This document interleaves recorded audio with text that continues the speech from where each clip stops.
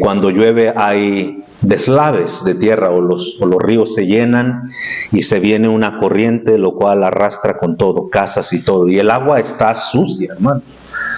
Se remueve la tierra, nadie puede tomar esa agua. Es agua que no es limpia. Y ese fue el primer juicio que Dios trajo a este mundo cuando vio la maldad. Cuando el Señor Jesucristo vino a esta tierra, Él también prometió que este mundo en el cual nosotros vivimos y que a veces gozamos de las cosas buenas que tiene este mundo, Él también prometió que habrá un tiempo en el cual llegará a su fin. El problema es que el siguiente juicio es a través del fuego. Es a través de la devastación por el fuego. Aquí dice la Escritura que los cielos se consumirán por el fuego.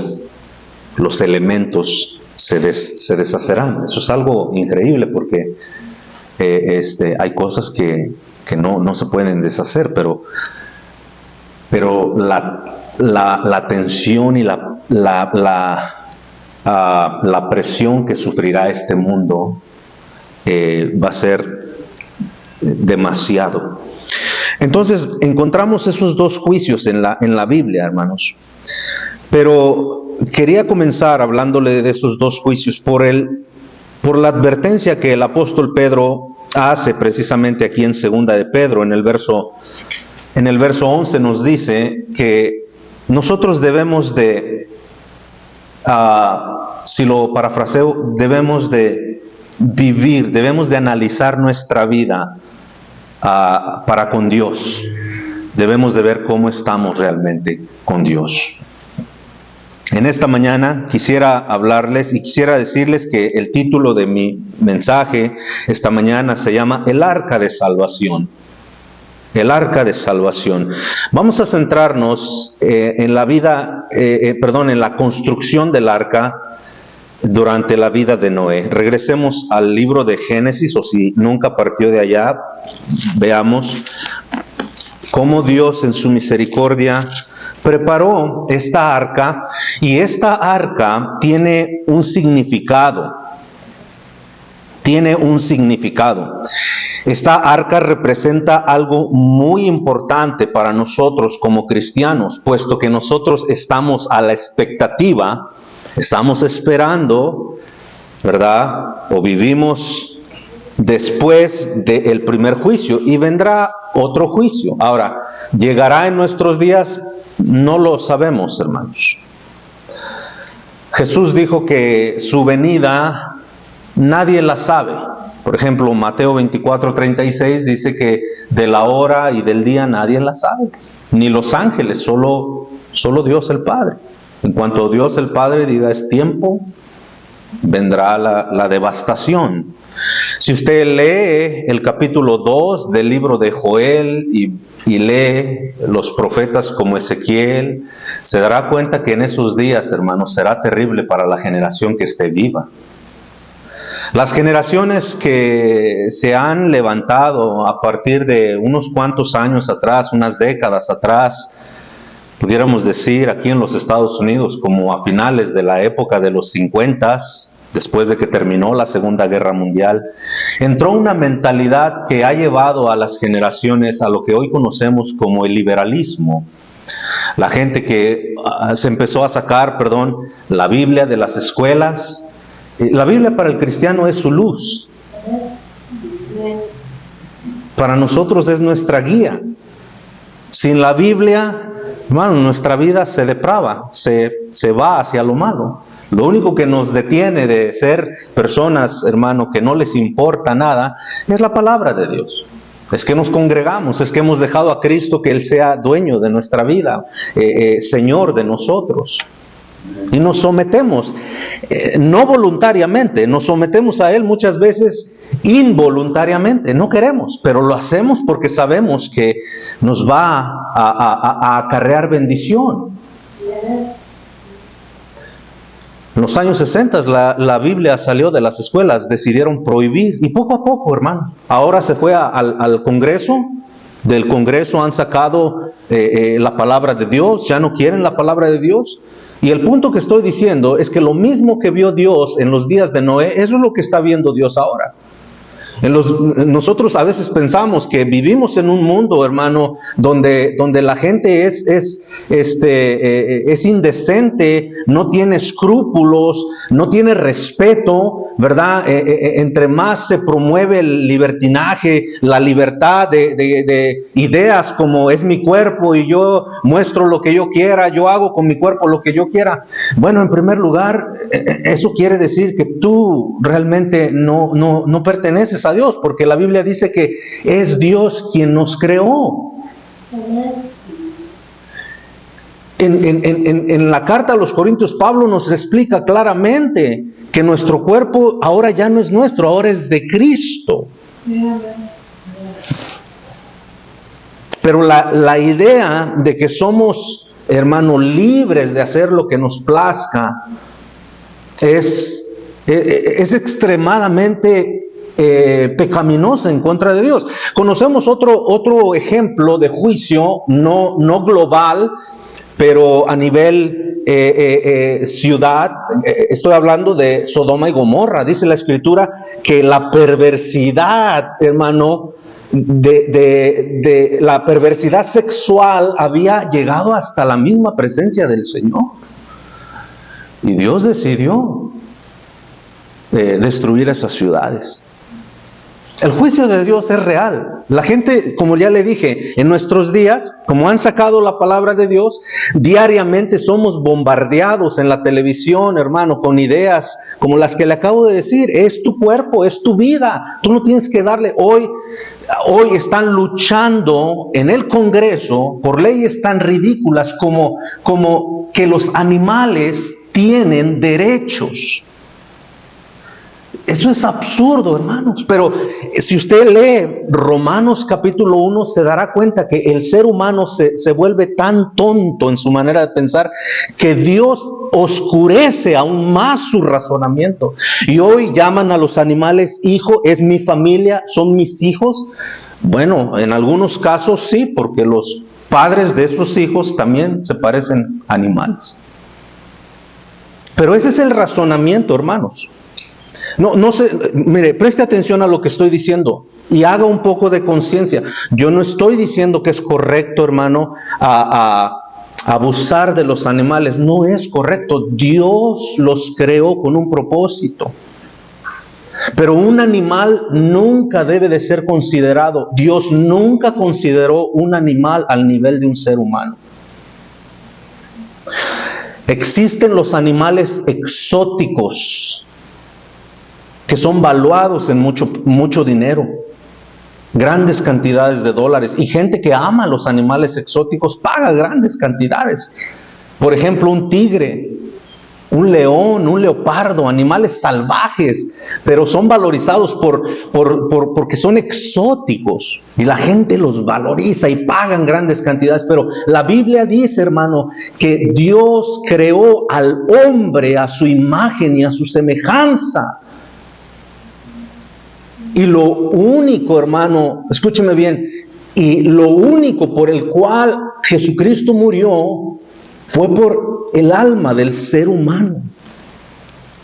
Dios tiene un propósito para los animales y para nosotros también. Lo que les estoy diciendo en esta mañana es de las ideas. Hermano, usted está hablando del Congreso de los Estados Unidos y de cualquier nación. Leyes como eso, mientras también en esas mismas oficinas se aprueban, hermano, leyes, ellos tratan de preservar la vida del animal y luchan para preservar, y se hacen huelgas y se hacen protestas, y de la misma manera, hermano, la gente protesta para matar al mismo ser humano.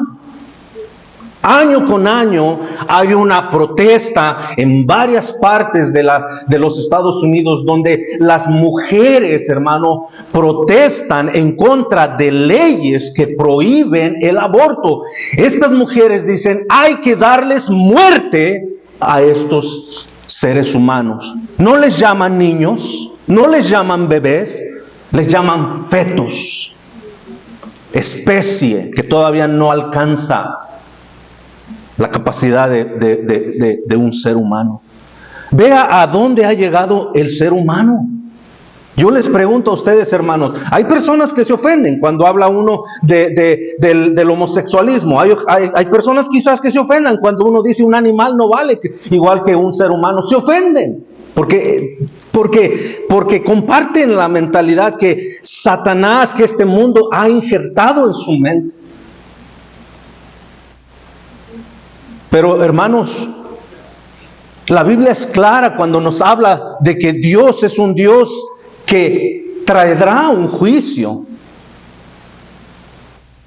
Ahora, todo lo que les acabo de decir probablemente a sus oídos suene negativo, suene una crítica, suene algo que lo hace sentir mal. No es mi intención hacerle sentir mal. No es verdaderamente mi deseo, eso. Pero sí es mi deseo y más que nada, no importa mi deseo, es el deseo que Dios tiene hacia el ser humano, que nosotros, hermano, demos la gloria a Dios, obedezcamos a Dios. Por eso el cristiano es muy criticado, por eso el cristiano vive, hermano, siendo discriminado. Hoy en día te ven en la calle con una Biblia, con una corbata, piensan que tú estás loco. Hoy quieren ver a hombres desnudos por la calle. Estaba viendo algunos videos ridículos, hermano. En Francia había una manifestación, no era una manifestación, era un maratón. Y 2, 3 hombres de los mismos competidores, hermano, se desnudaron. Iban corriendo estos hombres junto con todos. ¿Y saben lo que la gente tomando video, fotos, riéndose? Porque es algo normal para la mente depravada, la mente oscura, la mente que ha sacado a Dios precisamente de ese lugar de su mente. Y Romanos capítulo 1 dice que Dios los entrega a esos pensamientos. ¿Quieres vivir de esa manera? Vive de esa manera. Pero Dios no aprueba. Y aunque suene un poco, como le dije, crítico, indeseable, no grato, hay personas que dicen, los pastores no tienen derecho de hablar de esa manera. Yo no sé, no estoy de acuerdo con eso, porque Dios lo dice. Entonces, hermano, quizás una vez más todo esto les suene un poco mal, pero aquí es donde quisiera llevarlos. Ya les acabo de explicar la razón por la cual vino el primer juicio de aguas. Dice según el capítulo 6 que Dios vio que toda esta tierra estaba ¿cómo? Contaminada con el mal. No había regreso atrás, no había arreglo. Y queridos hermanos, esa es la realidad de nuestra vida. Ya no hay regreso atrás. Este mundo, si usted tiene la esperanza de que algún día se va a mejorar, yo quisiera ayudarle a despertar. Usted tiene que entrenar a sus hijos, hermano. Usted tiene que enseñar, educar a sus hijos, instruir a sus hijos a creer en Dios. Porque de lo contrario, ellos serán los que pagarán con sus vidas el juicio de Dios. Para eso hay algo que Dios dejó para nosotros. Esta historia, hermanos, a nivel mundial, no solamente para los creyentes. Esta es una historia que la conocen en la escuela pública, la conocen en los bancos, en cualquier lugar. La mayoría de los hogares a nivel mundial, donde haya conocimiento de la Biblia, conocen esta historia. El arca de Noé. Los niños, especialmente, esta es una historia muy productiva para los maestros o para los papás que enseñamos a nuestros hijos a creer en Dios, a seguir las indicaciones de Dios. Usamos muchas veces estas ilustraciones del arca, pero el arca, queridos hermanos, tiene un simbolismo, simboliza algo para nosotros muy importante. El arca, hermanos, para nosotros simboliza la salvación de Cristo. Así como en aquellos días de Noé prevalecía el pecado y la maldad, así lo prevalece hoy en día, así lo hay hoy en día. Pero hay una salvación preparada. En aquella época, Dios manifestó lo que un día Jesucristo haría por toda la humanidad, lo manifestó a través de cosas, de historias, de cosas como el arca, que simbolizaban en un futuro la salvación que Cristo traería a toda esta humanidad. ¿Para qué? Para que no se hundiera bajo el juicio de Dios. Para que, en el caso de los que queden vivos para el juicio de Dios, en las generaciones futuras, para que no se consuman por el fuego.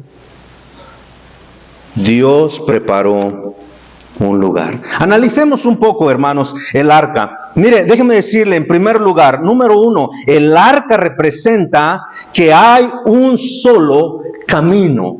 Había una sola arca. Se preparó una sola arca. No había más barcos o lanchas, o lo que usted le quiera llamar. ¿Sabe por qué? Porque hasta los días de Noé nunca había llovido en la tierra. Nunca. La gente, yo creo que yo hubiera vivido muy feliz en esa época. La gente nunca había visto llover. Jamás. La Biblia dice, precisamente en el libro de Génesis, que la manera en cómo subsistían y crecía la vegetación era porque todas las mañanas había un sereno, en español se dice, ¿verdad? Un sereno que regaba toda la tierra, pero no era lluvia. Ya al llegar el día, ese sereno se nutría la vegetación, pero se secaba todo eso. Y día con día era lo mismo. Entonces la gente nunca había visto llover. Cuando Dios le dice a Noé, prepara un arca, Noé empezó a preparar, y como ya vimos ahí, Dios le dio las dimensiones del arca, las medidas. Ahora usted imagínese, hermano, hoy, hace un par de años abrieron hace un año, 2 años, el museo del arca precisamente en el estado de Kentucky, una réplica similar a la verdadera o a la original arca de Noé. Está gigantesco, eso es un museo. Y la gente va y todo eso y sube fotos y comentarios. Esto es increíble. Yo no he tenido el privilegio de ir ahí, pero hermano, era algo gigantesco. Ahora, póngase a pensar usted algo. ¿Cómo la gente miraba a Noé cuando veía que él, sus 3 hijos y sus mujeres empezaban a carrear madera, empezaban a tumbar árboles, empezaron a cortar los árboles y a buscar, a hacer lazo, a hacer alguna manera en cómo ir armando ese gran barco? Ahora imagínese la gente, sus vecinos, la gente que vivía a su alrededor. Y este señor, ¿qué está haciendo mi vecino? Noé se le chispoteó.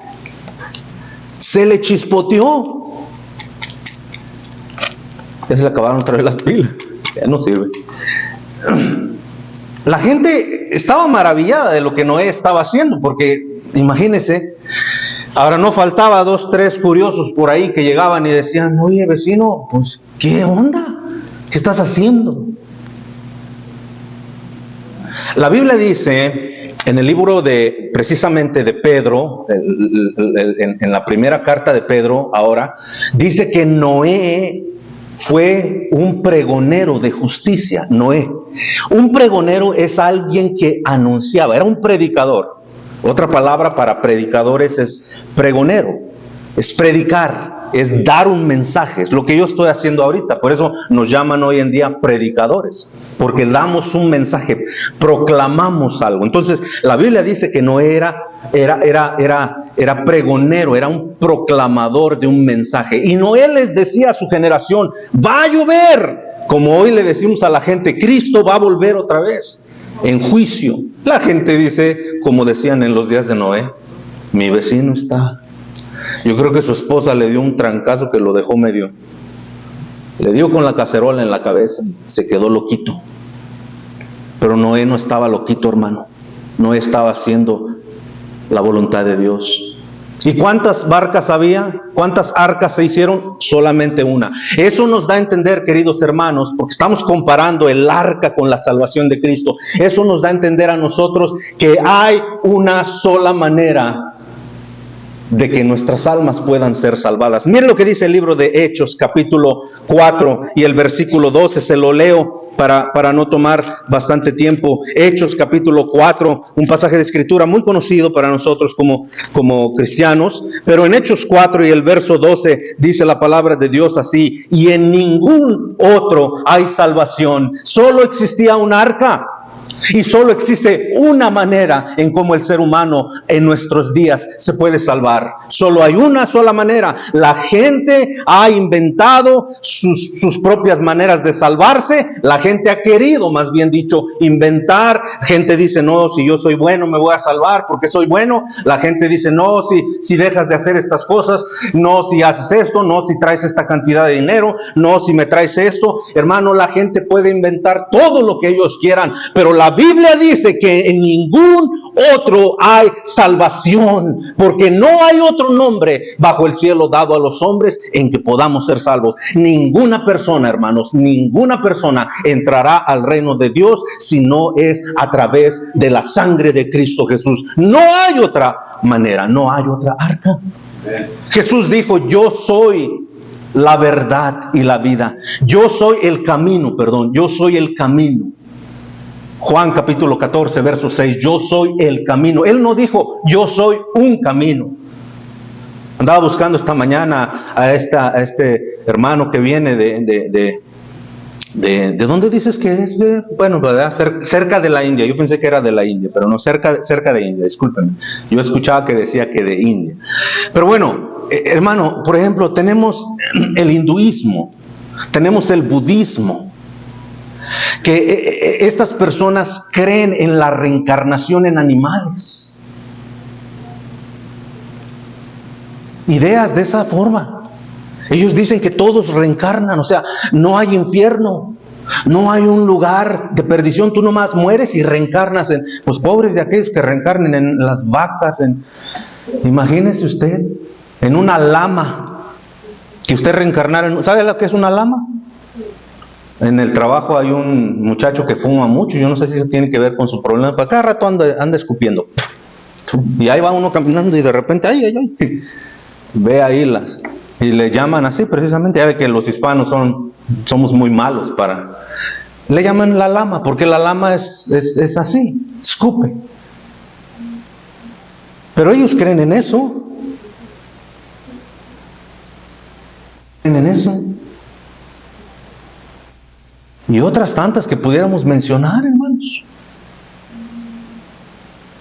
Los musulmanes creen en Alá, en Mohammed,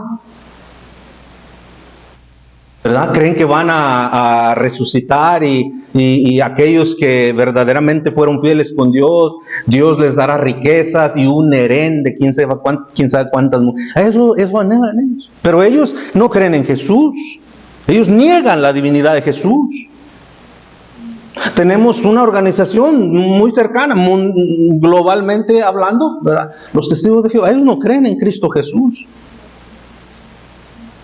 Ellos dicen que tienes que estar fiel con Dios, trabaja en la obra del Señor. Por eso los ve desde las 2, 3 de la mañana en lugares como establecimientos de donas donde se abren a las 2, 3 de la mañana. Ahí hay testigos de Jehová repartiendo su literatura, su veneno, hermano, que lo único que hace es condena más a la gente. Ellos no creen en el infierno, pero Jesús habló del infierno. Y Jesús dijo, yo soy el camino, no un camino, porque cuando uno dice Jesús es un camino, usted está diciendo, está dando a entender que hay más de uno. Hermanos, había una sola arca. Dios no le dijo a Noé y después se fue allá con Pancho y le dijo, hey Pancho, hazte una barca tú también, porque ya le dije a Noé allá para que los que no alcancen allá se vengan. No, Dios solamente dice que Noé halló gracia delante de Dios. Solo hay una manera, hermano, no se confunda. No es a través de la religión. Nos podemos tirar todo lo que querramos, pero esta iglesia no salva a nadie. Esta es una iglesia cristiana. Y en general, hermanos, no importa sea bautista, adventista, metodista, sea luterano, sea lo que sea su denominación, sea lo que sea, la iglesia no te puede salvar, porque la iglesia no murió por tus pecados. Quien murió por tus pecados fue Cristo Jesús. Es la única arca en la cual tú puedes entrar. Quien quiera ir por otro camino, sin duda perecerás. Jesús dijo, yo soy el camino. Número 2, hermano. Esto fue decidido así por Dios. Dios decidió que hubiera un solo camino. La gente culpa a Dios. La gente dice, ay, no, pero ¿cómo puede ser Dios? No, yo creo que todos servimos al mismo Dios, pero de diferentes maneras. Eso es como decir, hermanos, que está bien con Dios que haya otros libros. Por ejemplo, ¿cuántos están de acuerdo, hermanos, que el Corán también lo inspiró Dios? Yo no. Porque el Corán, escúchame bien, el Corán menciona, si no me equivoco, en uno de sus libros, en uno de sus capítulos, más bien dicho, en el capítulo 3, tú escuchas o lees en el Corán de que todo aquel que le atribuya poderes divinos a Jesucristo es un infiel y está destinado al castigo de Alá. Y todo aquel que mate a los infieles, literalmente mate a los infieles, y los infieles son los que no creen en Alá. Ellos ganan honor extra. Serán recibidos en la eternidad. ¿Tú crees eso? Cuando la Biblia dice, hermano, todo lo contrario. Entonces, no todos servimos al mismo Dios. Esas son ideologías, ideas del ser humano que se han injertado entre tantas personas. Oh, yo puedo alabar a Dios en mi baño. Oh, yo puedo alabar a Dios en la cantina, decía un señor. Dios ahí está, Dios está en todos lugares. No te confundas, hermano. Así lo estableció Dios. Así fue establecido por Dios. Mire lo que dice Mateo capítulo 21, verso 42, por favor. Mateo 21, y vamos sobre el final, esto ya se acabó. Mateo 21, 42. El arca simboliza nuestra salvación, la salvación que Cristo vino a dar a la humanidad. No se confunda, solo hay una sola manera en cómo podemos ser salvos. Verso 42, 21, 42. Dice la Escritura, Jesús les dijo, ¿nunca leísteis en las Escrituras, la piedra que desecharon los edificadores ha venido a ser cabeza del ángulo? Y que dice, el Señor ha hecho esto. ¿Quién lo determinó que Jesús fuera el único? El Señor. Así es que, querido amigo, testigo de Jehová, el Señor Jehová estableció que Jesucristo fuera la única manera de salvación. Al mismo que le llaman Jehová, Él mismo escogió y decidió que Cristo fuera la única manera para que tu alma y mi alma pudieran encontrar una salvación. Tercero, hermanos, analicemos un poco los materiales. Tengo un par de minutos. Analicemos un poco los materiales del arca. En primer lugar, el Señor le dice a Noé en el verso 14, hazte un arca.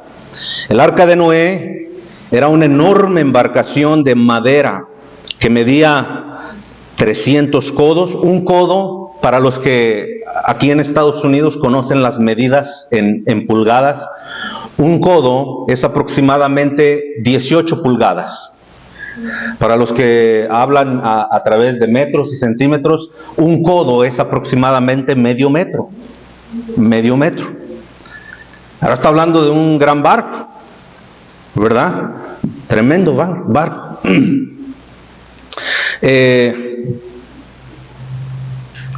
Tenía 3 cubiertas divididas, 3 aposentos divididos en compartimientos para animales, ¿verdad? Y todo esto nos explica, hermanos, simplemente de lo enorme que está el arca. El cielo es un lugar enorme, hermano. La presencia de Dios es algo increíblemente... No hemos visto nosotros como seres humanos nada parecido. El único que la Escritura dice que fue arrebatado a la presencia de Dios, al lugar donde Dios habita, fue el apóstol Pablo, pero se le prohibió. Por ejemplo, usted lee en 2 de Corintios, 1 de Corintios, no, ahí ya me confundí, pero usted lee ahí en las cartas de Corintios, se dará cuenta que Pablo habla de que fue arrebatado al tercer cielo, pero se le prohibió mencionar. Dice, porque el oído no puede captar, nunca hemos oído nada similar. El ojo no puede asimilar, porque nunca hemos visto algo similar. Entonces realmente es innecesario que trate de explicar Pablo lo que hay en el cielo, porque no lo entenderíamos, no lo comprenderíamos. Lo que quiero decir, hermano, que así como la dimensión del arca era gigantesca, el cielo, hermano, Dios tiene preparado un lugar especial para nosotros. Luego la Biblia habla del elemento con el cual fue construida esta arca. Habla de que fue construida de madera. De madera. La madera, hermano, es una representación a la humanidad de Jesucristo. Dios se hizo carne, dice la Escritura, y habitó con nosotros. Mire, ponga mucha atención, esto es algo, hermano, que defenderemos con lo que sea, hermanos. Esto es algo de vida o muerte, este es el corazón de la iglesia, de que la salvación proviene de Jesucristo, hermano. Esto no es un juego. Por eso verá que a veces se habla duro en contra de doctrinas falsas, como la que le acabo de mencionar, entre ellas el mormonismo, ideas que dañan realmente, hermano, la doctrina de Dios. Por eso para nosotros es importante destruir. Pablo decía que debíamos destruir todos esos argumentos, debíamos de quitarlos de la mente.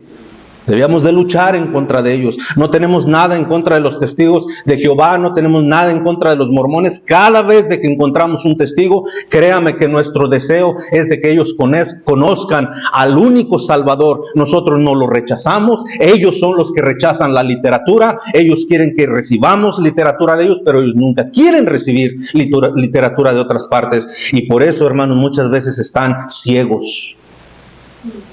Es difícil hablar con ellos, pero no se confunda, nosotros no los odiamos. Algunos de nosotros tenemos compañeros, personas que son buenas personas, hablando humanamente, los respetamos porque son seres humanos como nosotros, tienen un alma. Simplemente ellos no creen de esa misma manera, y esa es la tristeza. Porque si Dios mismo dijo que solamente hay un camino, entonces eso es lo que ha dicho Dios, hermano, y eso es lo que debemos de creer. Porque lo ha dicho Dios. No los odiamos. Las críticas no son personales o no son personalmente hacia ellos. Los respetamos y como seres humanos se merecen un respeto. Pero no estamos de acuerdo porque bíblicamente, teológicamente, la enseñanza que estas otras religiones dan, ya sea en las calles o en sus lugares de enseñanza, son erróneas. Pablo les llamó doctrina de demonios. Pablo era duro con eso. Pablo nunca se disculpó con alguno que trataba de dañar, hermano, el sacrificio de Cristo Jesús. Porque es muy importante, hermano, fue lo que pagó por nuestra salvación. La madera habla de su humanidad. Luego hay otra cosa, hermanos. Dice aquí, verso 14 también, en Génesis 6:14, dice, la calafetearás. La calafetearás. ¿Esto qué nos enseña, hermano? Esto representa que o esto más bien nos indica que el arca, a ver, ¿usted para qué cree que Noé la cubrió de brea? Para que no entrara nada de afuera, ¿verdad? Nada podía entrar si no era por la puerta y por voluntad propia. ¿Eso qué nos enseña, hermanos? Esto nos habla de la sangre que Cristo derramó por nosotros. Nos cubre de todo pecado. Por eso Romanos capítulo 8 dice que ninguna condenación hay. Mire, hermanos, no se confundan con el favor de Dios. Más adelantito explicaré eso porque es importante que usted lo entienda. Pero una vez que usted recibió el perdón de Dios, esto no se trata de sentir, de que si sentí el perdón de Dios o no. La Biblia nunca habla de sentir. Jesús le decía a la gente, tus pecados son perdonados. La gente se quedaba como, ¿qué?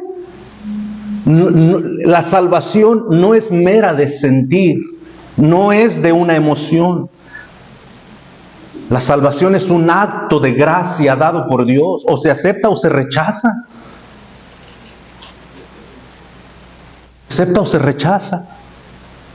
Pero la brea, la razón por la cual estaba cubierta, representa, hermano, la protección para aquellos que hemos recibido ese perdón. Hermano, yo en el momento que fui perdonado por Cristo Jesús, todos mis pecados fueron perdonados, pasados, presentes y futuros. Si peco es porque soy un pecador, pero soy un pecador salvo por la gracia de Dios. Y la Biblia nos dice que en el momento en que nosotros pecamos, que indudablemente vamos a pecar, no perdemos nuestra salvación, perdemos nuestra comunión con Dios y hay que restablecerla. ¿Cómo? Pidiendo perdón por Dios por ese pecado. Le pongo un ejemplo que muchas veces he usado en la iglesia. Mi esposa y yo estamos casados legalmente por la iglesia, por ambos lados estamos casados. Tenemos un anillo de matrimonio y tenemos un acta de matrimonio firmada por el juez civil y otra firmada por el pastor. Estamos casados, ¿verdad? Pero solo se efectuó una sola vez. Yo he estado en el altar una sola vez y en el registro civil una sola vez. ¿Ok? Una sola vez. Pero me he metido en muchos problemas. Me gustaría decir que una sola vez he tenido problemas con mi esposa. De verdad que me gustaría. Pero no puedo decir eso. Me gustaría decir, hermanos, que solamente una vez he defraudado a mi esposa. Pero no puedo decir eso. Me gustaría decir que solamente una vez la he ofendido. Pero no puedo decir eso. Pero seguimos casados. Entonces, cuando la ofendo, cuando la agredo, cuando, qué sé yo, la hago sentir mal, ¿tengo? O la pregunta es, ¿ya perdí mi matrimonio por el hecho de que nos disgustamos? No. Estamos casados, seguimos casados, pero no hay una comunicación. Ella está enojada conmigo, ella no me quiere ver, o viceversa. No hay una comunión hasta que esa brecha, esa cortada, qué sé yo, se arregle. ¿Y cómo se arregla? De acuerdo a la palabra de Dios, pidiendo perdón. Ya no tengo que regresar con mi esposa y arrodillarme. Ya no tengo que ir a una joyería, gracias a Dios, y comprar un anillo caro. Ya no tengo que ir a ver al juez del registro. Ya no tengo que ir a ver al pastor para que nos case. Simple y sencillamente tengo que decirle, perdóname por lo que te dije.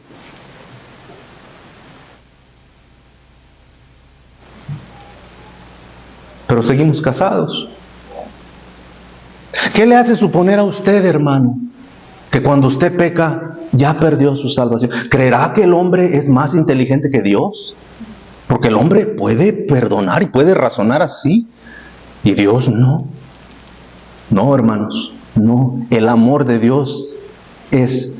Ni siquiera a veces tenemos idea de lo que es el amor de Dios. Pablo dijo en Hechos capítulo 8, en los versos 30 en adelante, hermano, que Dios entregó todo. ¿Cómo no nos dará Dios todas las cosas que le pidamos? Pablo también mencionó en esos mismos versículos: ¿qué me separará del amor de Cristo? Tribulación, angustia, hambre, espada, desnudez, persecución, muerte. Y Él dice, ni la vida ni la muerte me puede separar del amor de Dios. Porque ahora somos en Cristo. En el momento que Él nos salvó para siempre, hermanos. Por eso nosotros no estamos de acuerdo con la doctrina que se enseña en otras iglesias. Y discúlpenme una vez más, hermano, pero eso es peligroso. Donde le enseñan a la gente que si pecas ya perdiste tu salvación. Pues qué salvación tan barata vino a dar ese Cristo, ¿no? Se pierde a cada rato con el pecado. No, hermano, no se confunda. Jesús mismo dijo de sus propios labios, si ustedes como seres humanos son malos y saben razonar y saben dar buenas dádivas, buenos regalos, ¿cuánto más nuestro Padre Celestial? Hermano, en el momento que tú recibes el perdón de tus pecados es para siempre. No hay forma en este mundo. Escucha, Pablo dijo, ni la vida ni la muerte, ni la vida ni la muerte, ni ninguna otra cosa creada me podrá separar del amor de Cristo. Jesús dijo, yo conozco a mis ovejas y ellas me siguen. Dice Él que Él las protege y Él les da vida eterna. Y nadie, escucha esto bien, si Jesús dijo que nadie nos puede separar del amor de Dios, nadie las puede arrebatar de su mano, nadie, ni Satanás ni nada. Pero sigo pecando, sí. Volvemos al ejemplo que le puse del matrimonio. Supongamos yo fui salvo ayer, yo recibí a Cristo como mi Salvador ayer. Y peco hoy. La gente piensa que ya no tiene, ya Dios le quitó su salvación. Pero Dios no hace eso, hermanos. Dios se separa de nosotros como un padre cuando su hijo es rebelde y es desobediente. No me digas que cuando tus hijos, hermano, te hacen enojar, tú vas y los sabrás. No me digas, hermana, por favor, que cuando tus hijos te sacan las canas que ya traes, hasta estás esperando a que lleguen. Hijo, te preparé tu comida favorita. No, tú estás enojada, tú no lo quieres ver. Hay una separación, ¿sí o no? Pero sigue siendo tu hijo. Y lo sigues amando. Y aunque estás enojado y no te quiero escuchar ahorita, sigue siendo tu hijo. Hermano, cuando tú pecas, eso es lo que pasa. Dios sigue siendo tu Padre, tu Salvador, pero Él está enojado contigo hasta que tú vayas a Él y le digas, Señor, perdóname por este pecado que hice. Es ridículo decirle al Señor, Señor, sálvame otra vez. Mire, esos que defienden la doctrina de la pérdida de la salvación, déjeme hacerle una pregunta. La Biblia es clara cuando dice que Jesucristo pagó por una sola salvación. Pero estas doctrinas quieren hacer creer a la gente, pues ¿cuántas salvaciones hay? Jesús dijo que una persona es salvo y salvo para siempre. Pero la religión dice que no, si tú pecas ya pierdes tu salvación. Pues entonces, ¿a quién hay que hacerle caso? Pregunto yo. Bueno, yo me quedo con lo que dice la Biblia, hermanos. Yo creí que Cristo pagó por todos mis pecados. Creo que Cristo pagó todos mis pecados. Y con el favor de Dios, hermano, seguiré creyendo que Cristo pagó todos mis pecados. ¿Sabe por qué? Porque voy a pecar en el futuro. Si yo lo sé, ¿cuánto más Dios, hermanos? Pero al arca no podía entrar nada de afuera. Esta es la representación del poder de la sangre de Cristo, hermano. Ya nadie nos puede separar del amor de Dios. ¿Entendió? Nadie. La sangre de Cristo nos protege. Por último, hermanos, hay otras cosas más, pero ya se me terminó el tiempo ahora sí. Por último, hermanos, hablemos de la puerta del costado. Hablemos un poquito de la puerta del costado, del lado del arca. ¿Cuántas puertas había? Solo una. ¿Y dónde estaba? En el lado. Esto nos habla, hermano, del precio que Jesucristo tuvo que pagar por nosotros. Cuando Cristo estaba en la cruz del Calvario, la Biblia dice que un soldado romano le atravesó su costado con la lanza. Y sangre y agua salieron de él. Porque cuando vino ese terremoto, usted lo puede leer ahí en Mateo, y en los evangelios, cuando vino ese terremoto, los presos, los condenados a muerte, incluyendo a Jesús, todavía estaban vivos. Cuando viene ese terremoto y sacude todo eso, los soldados se pusieron nerviosos y preguntaron, pues, ¿qué hacemos? Pues québrenles las piernas para que se mueran pronto, para que no se puedan bajar. Y la Biblia dice que llegaron con uno y le quebraron las piernas, llegaron con el otro y le quebraron las piernas. Era imposible ya que se bajaran. Pero cuando llegaron con Jesús, dice que lo vieron muerto ya. Y se cumplió la escritura cuando dijeron que no quebraron ninguno de sus huesos. Pero alguien anteriormente agarró una lanza y le atravesó su costado para que muriera. Y el arca tenía, hermanos, una sola entrada, una sola puerta. Si fuiste atento a la lectura, te darás cuenta que por ahí, por el capítulo 7 y el verso 16, el final dice que Jehová cerró la puerta. La Biblia dice que, el libro de Apocalipsis dice que cuando Dios cierra puertas, nadie abre. Y donde Dios abre puertas, nadie cierra. Jesús, hermanos, es la puerta que Dios nos abrió. Es la única puerta que Dios nos abrió para nuestra salvación. Mire, vaya a casa, no tenga temor. Quizás usted es un cristiano nuevo que no entiende la doctrina de la salvación, que quizás todavía se confunde. Pues, ¿cómo está eso? Yo me confunde todo eso. Dele tiempo, hermano, a su fe, que crezca, que se fortalezca. Todos pasamos por esa etapa. Bueno, recibí a Cristo como mi Salvador, pero ¿qué pasa si peco? Bueno, dele tiempo a que Dios madure su fe, pero no tenga desconfianza. Vaya a casa y en cualquier momento de su vida adore a Dios, alabe a Dios, dígale al Señor, gracias Señor, porque no entiendo, estoy confundido Señor, pero yo tengo el anhelo de saber que mi salvación, Señor, no es pasajera, es para siempre. Hermano, tu salvación es para siempre, querido hermano. Pero escucha esto, cuando Dios cierre la puerta, ahí es donde será el problema para la humanidad. Ahorita tenemos la puerta abierta, Cristo es nuestra puerta. Oremos. Señor, gracias te damos por esta tarde ya, Señor, gracias por ser tan bueno con nosotros, gracias, mi Dios, por darnos la oportunidad. Señor, yo sé que al inicio del mensaje, quizás, Señor, fue duro, pero es una realidad, Señor. Como ser humano me siento mal a veces, Señor, de decir estas cosas, pero es tu palabra, yo no puedo ir en contra de tu palabra. Si tú dices que tu salvación es solamente a través de Cristo, debemos de predicar eso, Señor. Y no debemos de permitir que otras enseñanzas, Señor, nos traten de tumbar de nuestra fe. Cristo es el único que pagó por nuestros pecados. Esta arca ilustraba perfectamente lo que un día Jesucristo haría por nosotros. Señor, gracias porque tenemos esa salvación. Señor, gracias porque no podremos perderla jamás.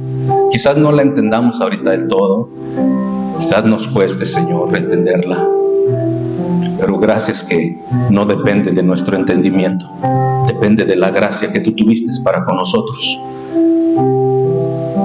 Y quiero aclarar, Señor, que yo no tengo nada en contra de otras organizaciones, Señor. A veces sí soy duro, no con ellos, Señor, porque conocemos muchas personas, son buenas personas. Y como seres humanos merecen nuestro respeto, pero en cuanto viene a algo tan valioso como lo que tu Hijo Jesucristo pagó en la cruz del Calvario, no podemos ser cobardes, no podemos. Aunque la gente se ofende, aunque la gente se molesta, aunque la gente comenta cosas negativas, Señor, y en ningún otro hay salvación. Así está escrito por tu palabra, Señor, y mientras nos des, Señor, la capacidad de poder predicar, predicaremos a Cristo, Señor.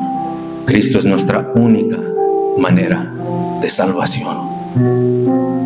No se trata de pedirle día tras día que nos salve, no se trata de pedir que nos salve otra vez cuando pecamos, No, ya somos salvos. Debemos de creer eso.